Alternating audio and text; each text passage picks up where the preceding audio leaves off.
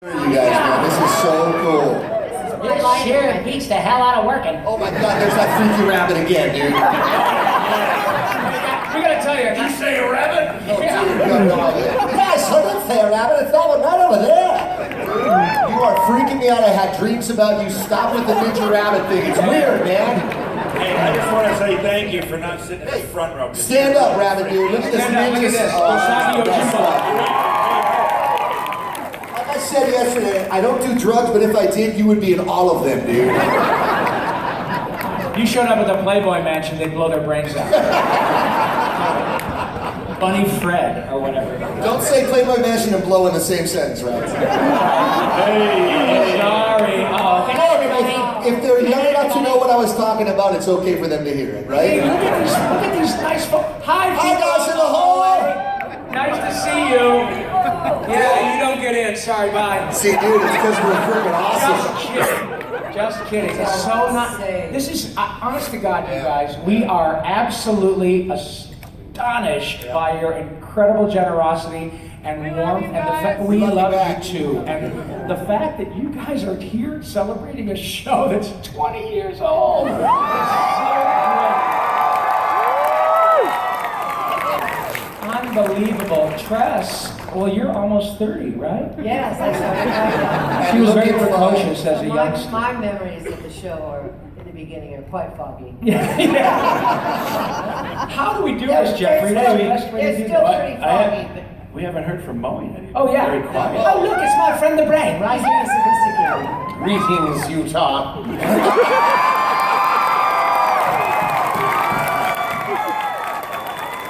My latest plan is to come to Utah and create another religion. And I'm about 100 years too late for that one. Oh well. All right, the way we're gonna work this, Q&A. Yeah, The Q&A. Start lining up, you guys. A's are here, the A's Jump on that mic. Don't hurt each other. Don't hurt Now, each other. hey, before you all get up, I want to say, we said it yesterday. Yeah, so this Direct your questions to somebody, One person. not to the group, otherwise we will never get through the line. And we The don't see it. audience, if they don't direct their question, what do we do? And I want to hear it loud today. I hate that sound. Do we have a sound Make a alike? fart sound. Yeah, that's All right. No booing, we're farting today. Yeah, lots of farts. All right. Everybody loves a fart joke. Wait, how about a burp sound? Do a burp Yeah, sound. wait. By the way, real quick anecdote. Mo, before you do it. A lot of people, you guys remember Wakko burping, right? You all like that? You know, the excuse me, all that stuff. Well, I had a stunt burper because the only time I can burp is during romantic moments with women. So it's not good. So I had to have somebody who could do it on command, and fortunately, there happened to be a guy who could fit that bill. Let me illustrate. Let's hear it for Maurice. Come on. To make that sound, if they're directed not to one person. All right, so if it's not directed, you must all do that. I have a workshop on how to do the Yakko burp downstairs. It's only $1,000 a class. Please All keep the invited. vomit to yourselves. All right, first up. My question's gonna be for Jess. Hi, honey. Hi. Wow, you're all cute and little and pocket size. Come on. Yeah. I read an article that Gary Oldman had forgotten his original accent. Do you ever accidentally slip into a character's tone? Do you forget your own tone voice? Yes, and when I do, I slip into Gary Oldman. Literally. Listen, stop it. No, Literally, my friend. you know what's funny? I forget what I did literally like yesterday. Like if you said, what was the last session? I remember. Yeah, yes, you got everything. If you say to me, what was the last session you did before you came to the fabulous Salt Lake City Comic Con? I'd be like, I don't even remember. So what happens is, when you do a session, they generally have something for you to listen to, your audition or something you did previously, and immediately you click back in. It's like, oh yeah, I know what I was doing, I know where I was putting that. But sometimes you'll do a voice at lunch and at dinner, you're ready to impress your friends, and you do it, and it sucks because it sounds nothing like it. So it's important to constantly be reminded by folks like you. Now, while I say that, all you guys who keep coming up and asking me to do Crash Bandicoot and Spyro the Dragon, go to YouTube and find the clip, and then I'll do it because I don't remember what I did. It was too long ago. Okay, bye. Thank you. All right. Darling. Hey, I'm going to interject already. There's like 30 people in line. There's no way. Hey, we might, dude. We have 2 minutes per question. No, we're gonna do 60 seconds per question. Let's go! 1 minute, go. My question's quick. Hi guys. I just wanted to know what it was like working with Steven Spielberg, and what is it about Animaniacs and Pinky and the Brain that makes it so timeless and enduring, and I don't care who takes the question, so. Gargoyles! You're gonna piss off Dawn! Sorry. Oh, no. Is there any way to answer that? If we could bottle that, if we knew that formula, I mean, we'd make more money selling the formula to show business than we would making the show. Yeah. I mean, everybody tries for what I guess we achieved. And by we, I mean the 187 people involved in making Animaniacs and making it right. The artwork, the animation, the excellent writing, the characters, the performances, The music. all of it. The music. I mean, the music is a huge part of the show. And I'm becoming Mark Hamill. It's a huge part. It's enormous. It's enormous. It's unbelievable. So it really. I mean. We had a 35-piece orchestra recording in the Carl Stalling soundstage. In the actual same stage that the classic Looney Tunes and Merry Melodies were recorded at. And it's So- it comes to him. Yeah, it comes down to Ruger and Spielberg and you know, because they had the same vision for the show. Gene McCurdy and then Andrea Romano and all the writers, you know, to the left and right of them. But Steven's original concept was Disney was the happiest place on earth, and he always felt Warner Brothers was the funniest place on earth. He wanted to return to the funny cartoons of the 1940s and 50s. And Tom Ruger was the perfect person to shepherd that. Yeah. I got to throw in, I got to point in though one thing. When I met Steven Spielberg the first time, I have a problem with censoring myself, which those of you who've been to my table probably know by now. But what was great is when I met Steven, he came over and he was shaking my hand. He had a guy in his ear whispering who I was and what everybody did so he'd know, you know, and be educated. So he's like, "Oh, Jess, it's such a pleasure to have you with us, blah, blah, blah, blah, blah, blah." And the whole time he's talking, I'm nodding. And then I went, "Dude, I didn't hear a word of that because all I kept thinking about is how much money you have in your wallet right now." That's the first thing I ever said to him. Now I'm feeling his pool. Thank you very much. And that's why you direct questions to one person. Yeah. Next question. Okay, Jess or Rob, I noticed your characters, Pinky and Wakko, their voices changed from the first episodes. That's because we got drunk. I was wondering, That's not true. if you could talk about that evolvement process. Yeah, that is how does not that work? unusual. If you listen to early Bugs Bunny, It's a good question. Bugs, thank you. Bugs sounds different as well. And the first few Pinkies, you know, Pinky was much more, "Hey, you got a brain, you don't sort of dummy." He's still, trust me, he's still not much smarter. But his voice raised a little bit and people really liked it, and the way the writers wrote it and Peter Hastings enjoyed it a little up here. But it was more dumb. "Hey, you got a brain, what we..." Sorry, my voice is a little done in. But yeah, it definitely evolved. And that is not a terribly unusual thing if you're lucky enough to work on something for many, many years. And Tress can certainly relate to that too, because she's done 500 plus episodes of The Simpsons. And a lot of... You don't have to repeat any of the characters, though. They're all different. Right, Yeah. Tress is the ultimate utility player, because she can do anything that nobody else can Well, do. yeah. But yeah, you and She really is the ultimate utility player. She just came off of an Emmy nomination. nomination for Simpsons. That's right, and so it is not unusual. I think Bart, and sometimes, unless it's your natural voice, I think Bart sounds a little different than it did the first time, you know.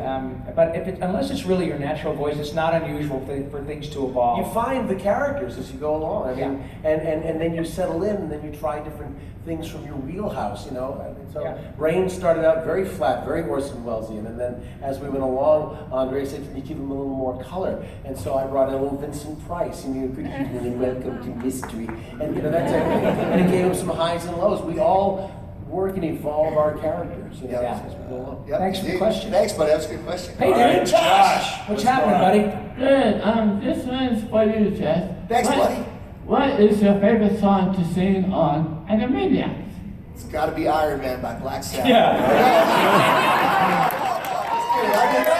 No, seriously, it's not a crazy concert, is it? I love. Why don't you do a little Wakko singing Iron Man? Oh yeah. He was time to steal in the great magnetic field. There's a lady who's sure all that glitters is gold, and she's buying a stairway to Cleveland. Oh, and you know, Pinky sings the immigrant song. Yeah, do it. Hey, speaking of singing, And then Yakko burps it. Speaking of singing.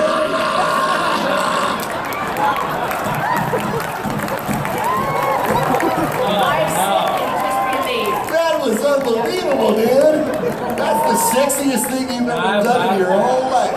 Hey, tonight, you guys, the Comic-Con Bash, my band Rock Sugar's playing. Are you guys gonna go? I'm serious when I tell you, it's like we took every song from the 80s and got it really drunk. You guys are gonna freak out. It's so much fun. At the Comic-Con Bash Sky Lounge tonight, we're going at 11 o'clock. Anyway, my favorite Animaniacs song, gotta be the Capitals, bro. Because when I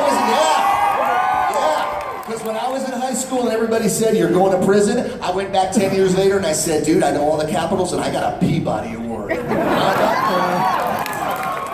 Favorite song, Josh. I love you wherever you are. What's up? All right, next up, go ahead. All right, so my question is for Rob. I know normally you don't remember probably specific episodes that you've done in Animaniacs, but I wonder if you know how powerful the Pinky's Point of View episode was for mentally ill children. Oh, thank you very much for bringing. Thank you so much. What is your name, sweetie? Lisa. Lisa. Thank you so much for bringing that up. Well, you know what? I'm going to cut right to the chase. The fact of the matter is that when we come, and we're lucky enough to come to many of these shows, often we find people who are maybe somewhere on the spectrum, and I think you know what I'm talking about, right? And I think that is profoundly grateful, a profoundly great thing. Our dear friend D. Bradley Baker made a really gloriously on-point statement yesterday in which he mentioned that conventions really are the way people should always behave. That is to say that people are who they are. Oh yeah. Warts and all. And we always know, and except that rabbit dude who's freaking out. Yeah. We still love you, dude. Yeah. Freaking rabbit. But I have made so many great acquaintances at these events, and as an uncle of an autistic young man, I find it so incredibly endearing that my nephew can go to a place in which he feels completely free to be who he is and focus on whatever shiny object that catches his eye. If that means that day he's Iron Man or that day he is Superman or whatever, then for those few days he is absolutely happy. And more importantly, my sister and brother-in-law are absolutely happy because their child is smiling and not worrying about how difficult it is to take a bus. Yeah. So that's why I love these things. And by extension, your question with respect to Pinky, I think it's really great because what is lovely about the relationship between Pinky and the Brain is that, okay, yeah, there's, in every episode we realize there has to be a certain amount of conflict and comedy and bonking on the head and narfing and all that kind of stuff. But when you see Pinky's beautiful, sweet point of view that is completely innocent, when Brain thinks of pi, he thinks of 3.1444444444. When I think of pi, I think of pie. And I love pie. And so in my point of view, I'm exactly who I want to be. And that also is carried out in the Christmas episode in which Pinky hands Brain the world, which is a keychain with a little globe on it. And it always makes people just go, oh, yeah, it's beautiful. So I'm so glad you asked me that question because it is germane to everything that happens at these conventions, and it is a beautiful thing that we are a part of. Yeah. Thank you for having us. Also got to send out, give credit to Gordon Bressack, who wrote that episode, with that in mind of how does Pinky's brain actually work. Yeah, work is a strong word. Well, but I mean, there's a certain genius when you watch Brain morphing into a rhinoceros and all. It's like, oh, so that's what goes on. It actually caused me to understand, oh, that's how Pinky thinks. Pinky has a certain genius of his own, you know? Yes. So Gordon Bressack, the man to take our hats off to on that. I'm a genius! Thank you. Hi. Hi, this is me. I'm David. Tress, I'm going to ask you a question that I asked these two, but back at the FanX. So besides the Warners, who are your favorite characters of the show? Well, in Animaniacs? Yes, of course. Oh, well. Of course, Tress. Oh, well, I like Hello, Nurse. Yeah. Of course, she's beautiful. And I'm Mindy's mom. I like Hello, Nurse too. Go on. You want to see me from the neck down, which is good. It's a good look. Great legs. Marita Hippo. Oh my goodness. I mean, everybody else in that show. Oh, the girl. What was it? Who's Slappy Squirrel's friend? Who's Peter Pauline. That's right, Bumby's mom. Right, Peter Pauline. We lived in a trailer out in Norco. That's right. Well, I have a White Rock lawn. You know, everybody in LA has that now because of the drought and stuff, and I was there first anyway. And you don't have to build a dog run, you just hose that thing right off. It's tight. That's so great. We love Tress so much. Thank you, buddy. And thank you. You're welcome. Have a great time, pal. Just so you're aware, in 1 minute I'm going to be shutting you down so we can get through the line. It's my fault. It's actually us. One minute, go. Keep it a minute. We'll keep it brief. My question is for Tress. First of all, I love your work on The Simpsons as Agnes. I want to know what emotions were going through your mind when you were recording the last episode of Animaniacs, and then before you knew that they were going to make the movie. Of Animaniacs or The Simpsons? Animaniacs.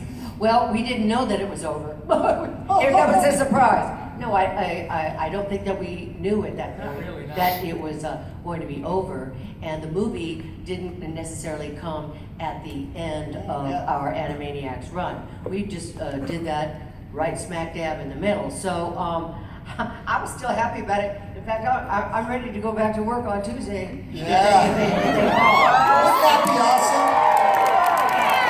And, you know, also, we always suspect that maybe they're going to renew it, bring it back one more time. Even though we did 125 episodes, right? 125 we did Tiny Toons, I think. Oh, that's right. Tress was also Babs Bunny. Yeah, how about that? Quite that cute anyway. So, never sad because it ain't over till it's over. Exactly. Right. There's always hope. Thank you very much. Thanks, man. Next up. Hi, this question is for Maurice. Actually, I was kind of wondering about your take on celebrities getting into voice acting and not really doing a voice more than just their own voice. You mean how Cameron Diaz sounds remarkably like Cameron Diaz? I think Philly West said she had a 9-foot mouth. I remember that. Awesome. Billy. He doesn't edit himself very well, which is why we love him. By the way, Maurice, I have to tell you, I love that beard. Your beard. Yeah, it is nice. You look remarkably like the most interesting man in the world. Yeah, the Dos Equis guy. Yeah, you look like the Dos Equis That's guy. what I'm saying. Do you have anything to say about it? I don't always. But when I do, I make a poopy in my pants. I am the most incontinent man. Stay sober, my friends. Maurice LaMarche. Okay, to answer your question, I am not as I'm not as militant about it as my friend Mr. West, as my esteemed colleague. I'm of the belief if you have a SAG card, you can work anywhere. Right. And if you're a celebrity and you want to do cartoon voices, well, and you can do the work, great. Mark Hamill is a phenomenal voice actor. You guys have heard of him? Yeah. I only, it's all wishful thinking. I just wish that it went the other way, and the on-camera world would occasionally come and take a look at us and go, maybe those guys could be in a show. Yeah. But once you're a voice actor, they kind of go, he's a voice actor. So there's almost like there are doors closed to you because you don't fit a certain type because you're too versatile. Yeah. So that's that. But or too good looking. Anyone.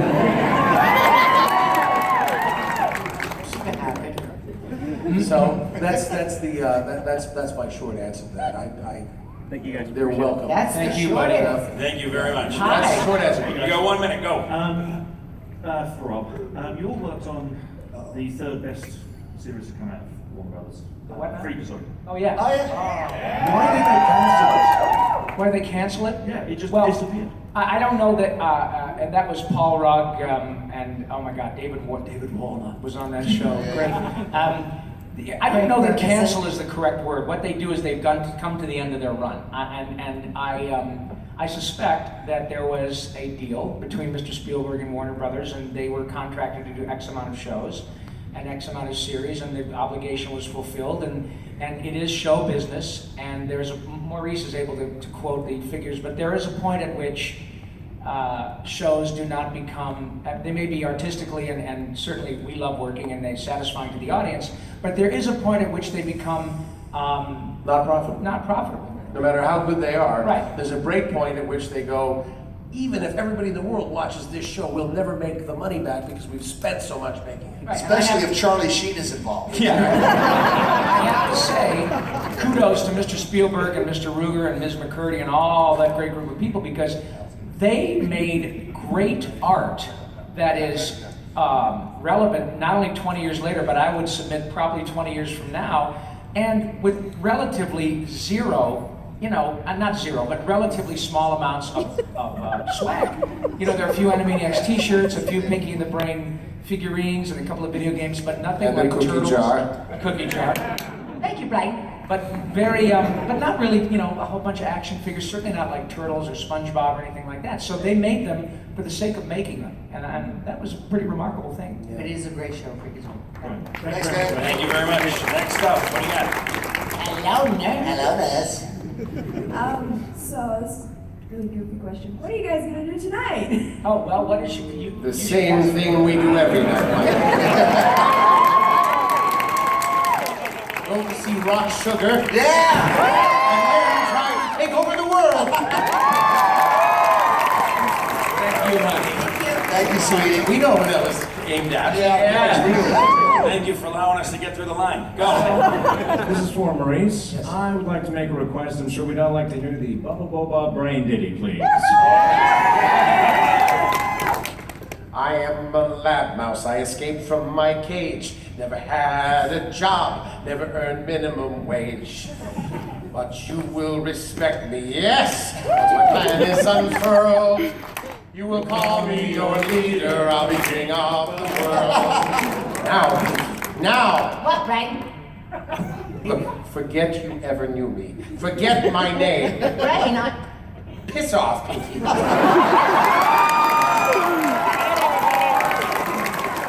It's really funny. People love to hear Brian swear and all that shit. Hey, by the way, if you like that kind of thing, we're doing the Harry Potter thing tomorrow, right?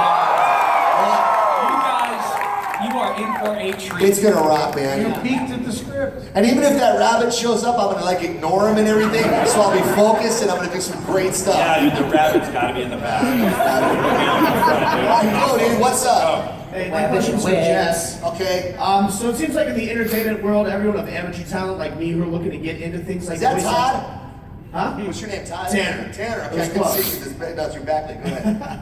So in the entertainment world, it seems like a lot of amateur talent's a flooded market. There's a ton of people. Yes. So what kind of advice would you give for people like me to make yourself stand out? Oh my gosh. Well, my whole life story Hang is out with why- a giant rabbit. Yeah, that's it. That'll do it. A very disturbing, troubling rabbit. But why stand back when you can stand out is sort of my credo, okay? And the best way to do that, man, I think is just to find anything that makes you a little bit different. Anything you can do. Like, for instance, even something as silly as Mo's burps. If Mo, I don't know if that was ever on his demo, but putting that on a demo would actually be like, hey, we don't have a guy that can do that. So anything that makes you unique, my whole thing started with being a singing impressionist. She's loving that. I don't know what happened. Somebody's pants are off or something. You guys are just cracking up, man. Anyway, anything you can do to stand out, just find that that's your niche. But the most important advice that I want to give anybody who's starting out, any of you guys who want to do this for a living and it's a great job, and this is important, you can lie to yourself all the time and say it's impossible. There's so many people that are doing it. Rob Paulsen's doing it. I'm not as good as Rob Paulsen, whatever. The fact is that we all broke into it. Okay, there was a time when we weren't doing it, and now we do it all the time. So if we can do it, why the hell can't you do it, right? So believe in yourself and go after it, man, because if it's in your heart, it's there for a reason. Now come to my show and rock out later, dude! My question's for Maurice. Yeah. Yes. Do you remember the 6 sitting sheet slitters? Wow. Another Gordon Bress actor, Charlie The 6 sitting sheet slitter's son's sick. How many takes did that take to get that all the way 6.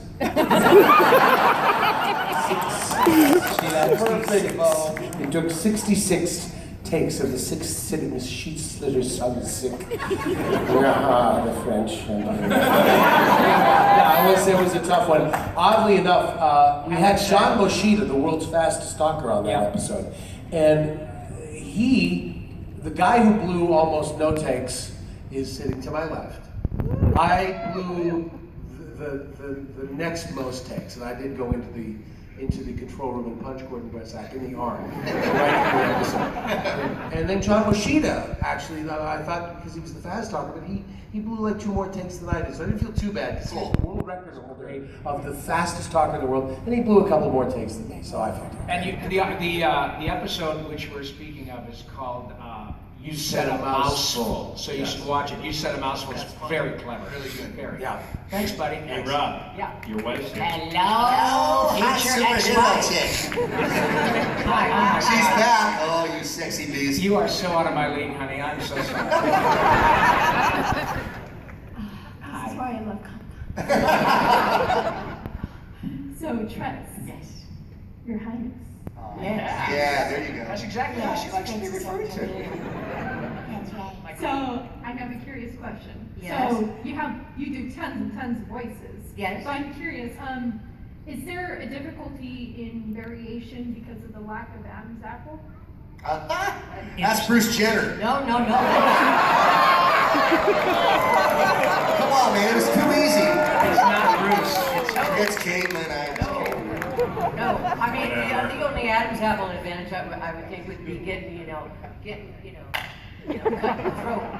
But no, it leaves a clear passageway for a lot more voices. Yeah. She's got the most amazing range of anybody I know. That's the thing that's so fascinating about Tress. We are working now. We're doing Veggie Tales for. I'm doing one next week. I'm going to see you guys. Yeah. Yeah, we're doing that for DreamWorks and then Netflix.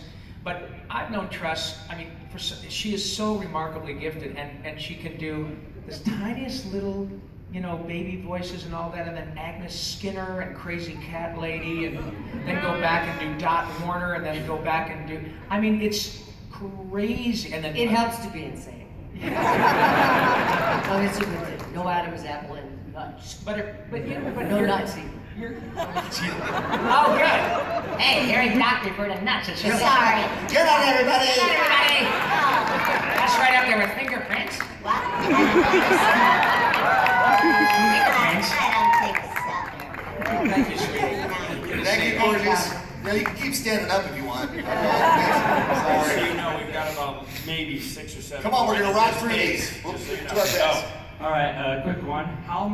For Tress, how many takes did it take for you to say all of Dot's name, like the full name?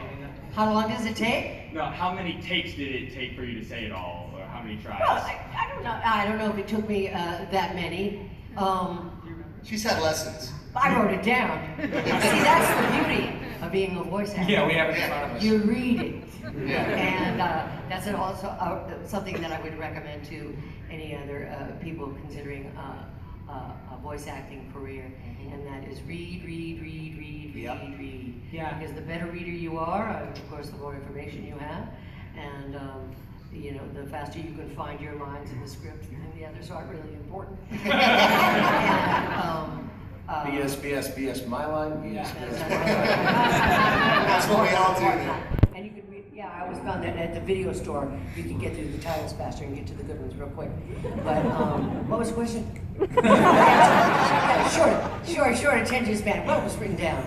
And I have it written down on my table at... In case. Jessica. Yes, Princess Angelina, Contessa Louisa, or is it Louisa? Princess Angelina, Contessa Louisa, Francesca, Banana Thanical, Vesca, the third.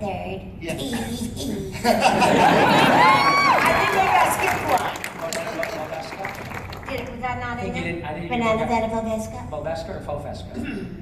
Well, it all depends on what dialect you're using. Thank you, my friend. Thanks, buddy. Thank you. Next up. Hi. Blowfish. It's a long walk. Hi, my question is for Rob Paulsen. Yes, sir. Being one of the ones that have worked on all 3 shows, and the one to play the character who wouldn't have anything that would give it away, in your opinion, who did Pinky think win the argument between Brain, Wakko, and Freakazoid in Steven Spielberg's office in the one cameo? Yes. Precisely. I'm so sorry. Who'd win the argument between Wakko, Freakazoid, and the Brain? And the Brain? Yeah, they were arguing about who was Steven's favorite. Oh. The street show. Oh, okay. And so then who would be my impression of who is in fact Steven's favorite? Yeah. Oh, well, without question, it would be the Brain. Yeah, absolutely, because the Brain helped Steven invest his money and gave him Bernie Madoff's number. So that was clearly a wise move. I could bankrupt